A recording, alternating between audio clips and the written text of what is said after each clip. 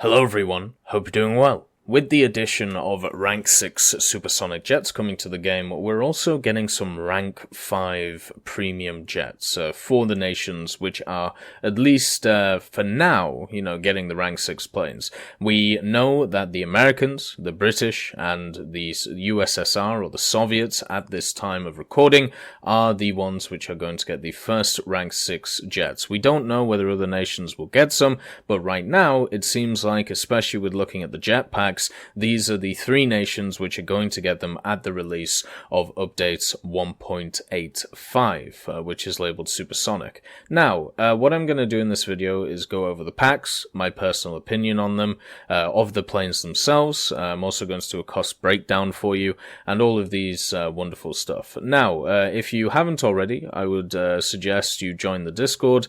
We are at the moment still in the 31 days of giveaways. We also have two competitions going on right now, including an art contest and also a clip contest. So bring your best clips of War Thunder and you can win yourself GE, and you can also win yourself a Leoncello Italian pack. So there's a lot of stuff going on the Discord. Please join if you haven't already. Anyway, back to the jetpacks. So I'm going to give my personal opinion on them actually existing, and then after that we're going to go into the facts, basically the differences between them and how, not really how they're going to play, but what to expect. So the first thing to understand is I completely disagree with adding in these jetpacks in their current state. One of the main criticisms that I've had of War Thunder over the last year is adding in vehicles which are premium to the top tiers of each nation. This started with the XM1, which I made a video justifying why it was being added to the game, but why I personally disagreed with it, and I still disagree with the fact it was added to the game. I also disagree with the fact that we're getting the shot Carl. I also disagree with the fact of the Leopard A1A1, L44, and also the T-55M. These machines, which are supposed to be rank 6 but are masquerading as rank 5s at 9.0, basically you can drop $60 or your regional equivalent and be able to get into the top tiers of War Thunder. I think this is generally bad for the game because it means that people who have no experience in the game can come to top tiers. It will lessen the competitiveness of the game, which we have already seen, through the system that has been created, and also it means that balance is going to be a whack, as we have seen right now with the Leopard A1A1 L44. The L44 is easily, if not a higher than 9.0 tank. Right now it's at 8.7 because it's not performing well, because a lot of people have bought it who either don't know how to use it or are getting dragged up into 10.0 battles and don't know how to play defensive with it. Because of this, it has been dropped in BR, and now the people who are more experienced, or the people who know how to play the vehicle, will annihilate anything that they come across, just like the T-55AM has been doing over the last few months. And for me personally, I don't like this. For the jets, these jets have some interesting differences to them, which make them slightly different to the tank. So all of these, apart from maybe the Sabre, have a negative aspect to them. So instead of actually just paying for straight power, like the XM1 or the Leopard A1A1 L44, where they are direct upgrades over what was at that BR before, what you are looking at is a slight downgrade compared to those machines. So for me, in that sense, them being premiums and being slightly worse than their tech tree counterparts, for me this is a good thing, but still, should they be added to the game in the first place, I disagree with this. I think this is a bad idea to do. I understand the idea that some people want to get to rank 6 as quick as possible, and Gadget wants to facilitate that. That's completely fine. But for me, the way to do it is the tiering system, as I've talked about before. I've illustrated the problem I have here. Now let's talk about the solution. The solution to this issue, and it's the same solution I've had since the XM1 came out. If you are a rank 1, let's say you only have rank 1 vehicles, you yourself can only buy a rank 2 premium. Or let's say you can only use a rank 2 premium, right? Now, once you hit, let's say, rank 4, you can buy rank 5 premiums and below. let's say you hit rank 3, right? You can purchase rank 4 premiums and below. I think this is the perfect system because it means that people will have to play through the game in order to at least gain some experience before they are thrown into the lion's den, which is top tier.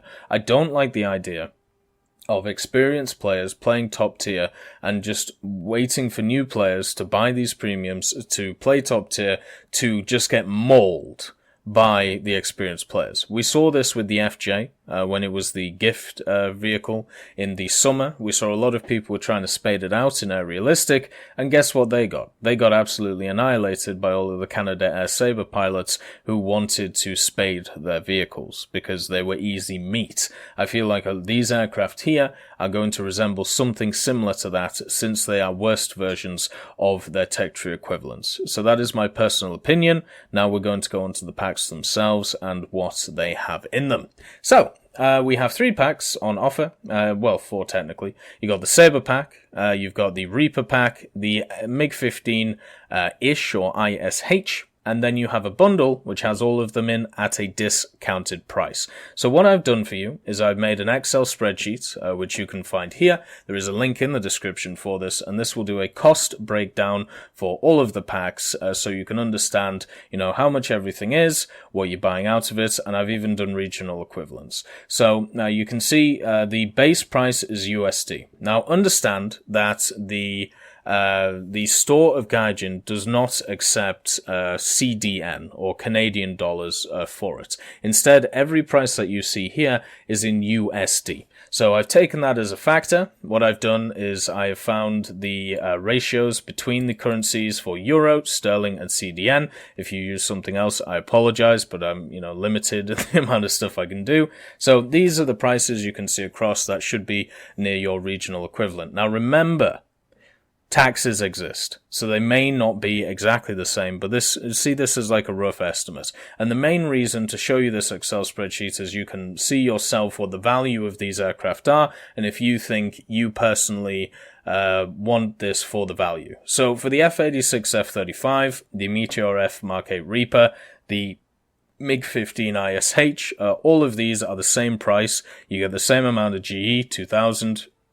You get the same amount of premium time. So therefore, if you take away that GE and premium time from the overall cost, each of these cost $32.39, or around about $30 to $35. Now, if you personally think this is good for you, if you are okay with this, you're basically looking at 3 meals at a Mackie D's or something like that, or you're looking at a bunch of Steam games. Oh, by the way, Company of Heroes 2 is free on Steam right now.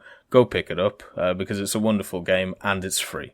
Like, the campaigns just by themselves are worth it for that free price. Anyway, so yeah, $30 to $35. If you think that is worth it for you, fair enough, go ahead.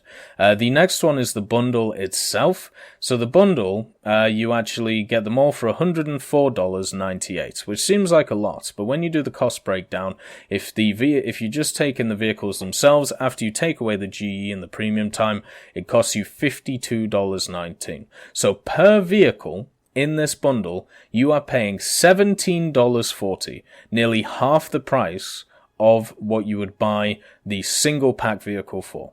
So $17.40 compared to $32.39. As I said, nearly half the price of each vehicle in the bundle. So if you think that's worth it for you, you're basically getting everything half off. If you look at it like that, when you take away the G and the premium time. I think personally, if you have that amount of money to spend, which I know a lot of you don't, and that's okay, I would personally, for value of money, and also value of future-proofing yourself, because obviously there's going to be more of these rank 6 aircraft, I would say the bundle is obviously the best value. Now understand, I am not here to tell you what to do with your money. It is your money. I will never, ever tell you what to do with it.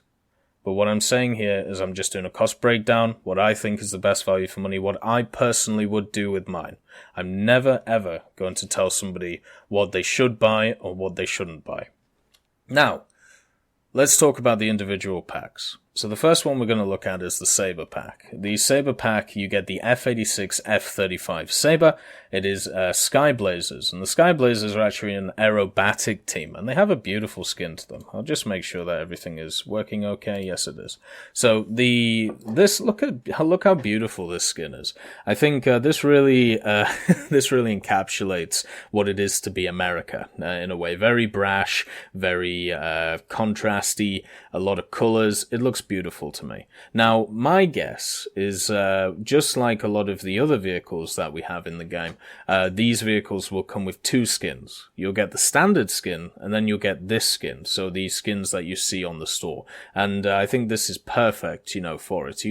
Sometimes a lot of people don't want to be brash. They don't want to run around like this, and they just want to look more standard. And I feel like that's what you're going to get with this. Now, did a bit of research into the F-35. I just want to thank Rocker and also some of the other members of the Discord for helping me out with this. The F-35, if we compare them to the other Sabres, such as the F-25, which I'll show you in game. This is the MiG-15bis, by the way. If we go to right here, the F-25, which is this machine, the only real difference between them is that the F-35 could carry a 1,200-pound nuclear bomb, and it also had the software delivery system at low altitude to be able to deliver said 1,200-pound nuclear bomb. Now, are we going to get a nuclear bomb in game? No, we won't. Anyway, right now, I should say we won't. So, the F-35, in all intents and purposes, is the same version as the F-25. And this means to me, when I look at it, it won't have hard points. Like when I look at the video that they have here, which is, it shows the plane itself. It doesn't have any hard points intrinsic to its machine. So it should have exactly the same performance or a very similar performance to the F-25, which cannot be said about the other machines. So you can carry 16 HVARs, you can carry two 1,000-pound bombs, and of course you have the 6 M3 12.7 millimeters, which a lot of people say are the best machine guns at high tier. Now, let's talk about the 1,000-pounders. So the 1,000-pounders will be useful for taking out a single target. Remember, we're talking about air realistic here. And in ground realistic, if you actually get close to the battlefield, which is something that, well, first of all, you have to get past the insane SP cost. Then you got to get close to the battlefield when radar-guided AA is about.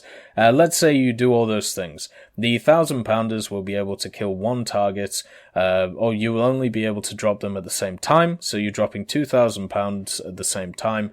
Therefore, you can only most of the time kill one target, maybe two if they're close to each other. The HVAR rockets are not AP rockets. We actually have these in game. If you have a look at a lot of American vehicles, you can even see like this F-25 has exactly the same loadout as the F-35 that we're getting. Like it's going to be a very similar kind of copy and paste deal here. So, as you can see, the HVARs, you get 16 of them, 36 millimeters of penetration. This isn't very good at top tier. Even if you're hitting the top of vehicles, so you have to hit them at specific angles to be able to kill them. And these are the bombs that you get. The 2,000-pounders, they have 240 kilos of explosive mass, pretty good.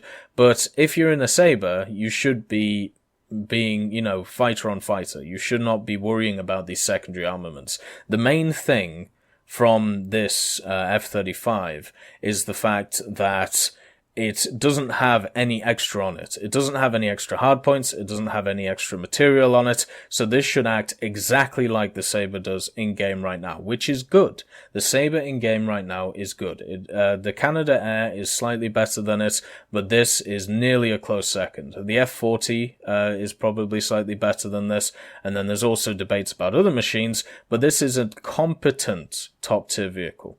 So out of the three, I would say this, if we compare it to the machines that we have in game, this is the closest that you will get to something that resembles meta. Now, the next one. This is the MiG-15 ISH or ish, and when I tried to look for translations for ish, it came up with like advancement or advance and stuff like that. But basically, what this version is, the MiG-15bis. It was an experimental attack version. There was 12 of them created, and it was a developmental model. And what this means is they were using it as kind of a test bed for ideas to see if they were going to push forward to it. And the best way to describe it in War Thunder, or where it's going to be in War Thunder, is that it's going to be the attacker version of the MiG-15bis with a bunch of rockets and or cannons on it. You can see the main striking difference, if we look at this picture compared to the one in game, is the two large pieces of metal put between the wings, which off them have hard points where you either carry guns, rockets, or bombs. So this really is an attacker version. This is not going to handle like the MiG-15bis that we have in game.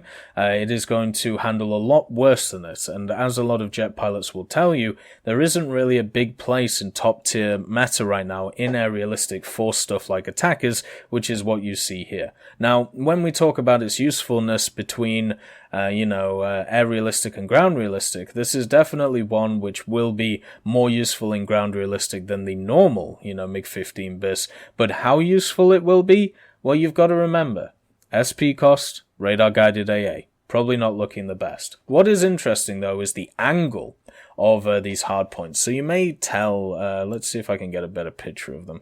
Ah, yes, this is better. So you may tell with the way that these pods are angled, they are angled down.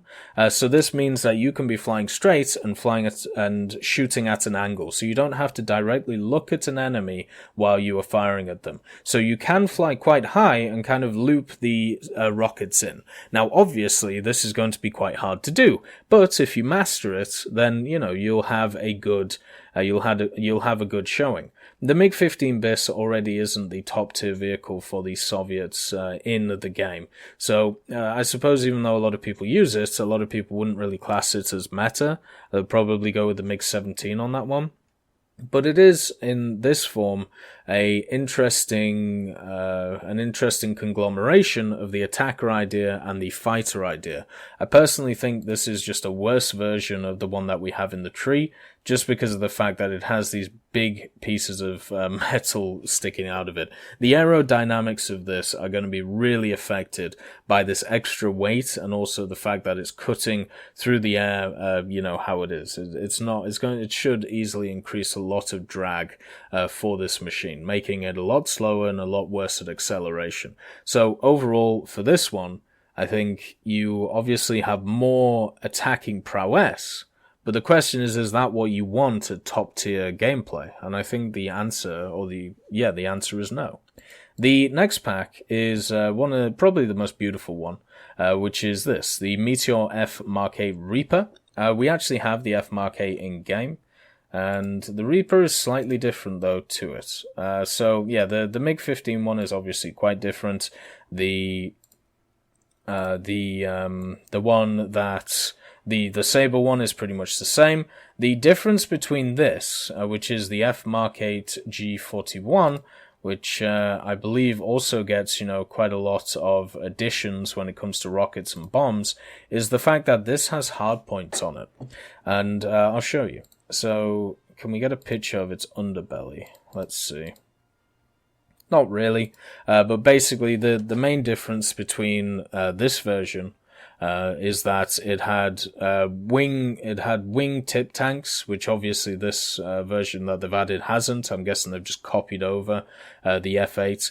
And it should also have strengthened wings, which obviously should add weight, and also more hard points on the wings. So you can see that on this version there are no hard points, right? There is no little droppy downy bits, I think is the best way of putting it, which would be where you hang either rockets or bombs from. But on this version, there should be. Now, unfortunately, we cannot see a picture in any of these showing it. Maybe if we have a look at this, let's just have a look real quick. Yeah, you can see the hard points there. So the hard points are where the rockets are, and you can see that you have also hard points in the center. So what this should technically do, if we're being serious about it, is it should increase drag on the airframe. Now, the F Mark 8 isn't one of the fastest machines out there, and it relies a lot more on its maneuverability and its energy retention than a lot of the other jets out there. But because of this, it gets out energy fought a lot. So it isn't exactly a meta vehicle in the game. And also, oops, let's just do that real quick. It is the first one which is an 8.0 and not a 9.0. They actually dropped the F Mark 8 a while back. If you look at the F-35 premium Sabre, it's going to be a 9.0. No doubt. The MiG-15bis, it might actually be lower than 9.0, but right now, the MiG-15bis is a 9.0. The Meteor F Mark 8 in-game is an 8.0, and this is going to be a slightly worse version than it for the dogfighting style that we see at top tiers for jets. So for me, this is going to be the 8.0, and the other two should be the 9.0. So if you want to get, I suppose, down-tiered more, or have the chance of facing low-tier machines, you take the Mark 8 Reaper, because it's still going to be rank 5, it's still going to have the same research bonus as the rest of them, but what you will find is that it will be at a lower BR. And it isn't as fast. It's definitely not meta. You still have stuff like the G91 running around. And also, being an 8.0, the majority of the time you will be up-tiered into 9.0, especially with these new vehicles that are coming to the game pretty soon. So even though it says 8.0, you may be fighting a lot of the time at 9.0. It also has the 4 Hispano Mark 5s. When they connect and don't spoof, or if you get the velocity correct, yes, they do a lot of damage. But I would say out of the 3, they're probably the second worst. I think, for me personally, when I've used them, the 50 cals are the best. The Soviet guns are not good for me in jet combat, and then the Meteor F Mark 8 is in the middle, but it does have the propensity of the guns just not doing anything, which can be very annoying. But overall, you are getting £4,000 worth of bombs, 24 RP3 rockets, which is a decent amount, and a beautiful skin. Once again, when I talk about these aircraft, I'm talking about them in a very much aerialistic sense, and the reason for this is because I don't see these aircraft being used at all in ground realistic. One of the big things about ground realistic at top tier right now is helicopters are what people use in the air because they're very cheap, they're very easy to get into, and jets are actually incredibly expensive. So unless they reduce the cost of jets, you will never be able to get in these things at top tier in the game. So unless you do insanely well. And in those circumstances, would it be best to get into a plane which has RP3s or 4000s? RP3s are not great against vehicles. We actually have RP3s in the game. We have RP3s in the game. Here. There's 60 millimeters of penetration, and the HVARs have 36 millimeters of penetration, and then 2,000 pounds worth of stuff. So, yeah, we already have them in the game, and they're not the best rockets when it comes to actually dealing with ground vehicles. And this is all predicated onto the fact that you can even get close to the battlefield with radar-guided AA, which, with the Meteor, it's the slowest out of the bunch. It is the most maneuverable, but it is the slowest, and that means that you are an easier target for these radar-guided AA. I highly doubt any of these machines will see they'll see play, in the, in ground realistic, but I don't think it will be very fruitful. I think these will be mainly used in air realistic as fighters or attackers to try and grind. You also get some decals, so this is the Reaper decal that you get for the Reaper pack, which looks lovely. You also have the MiG-15, which is the Fire Razor, or the three-headed dragon decal, which I think is absolutely stonkingly cool. And then, of course, you get the saber-toothed tiger, which is lovely. The decals do look really nice, and the titles are nice, but they still don't factor into the cost for me. And of course, the last one is just the 3 pre-order packs together at a reduced price. So yeah, if you want to buy them all together, you know, you have the bundle here. There is no price, there is no time that I can see on this bundle, which hopefully will get updated soon with a time, because normally these are, you know, these are put on a time limit, so you can't just, you can't just, you know, purchase them like later on. Otherwise, why would you buy the other ones? But we'll see if they ever put a time on it, or when, you know, they get rid of the bundle. But yeah, we'll have a look. Overall, these would be the vehicles I would pick personally for Rank 5 premiums. As I said before, I'm not very happy that we have Rank 5 jet premiums, but I'll still go through them with you. My personal opinion, if I was buying one of these, I would buy the Sabre, just because it is the best out of the three, and the F-100 is the plane that I am personally looking forward to. I also want to try out the British one. I think the British one personally will be the best in a down tier, but the F-100 should be pretty good at its BR. Anyway, I hope you enjoyed this video, and I'll catch you next time.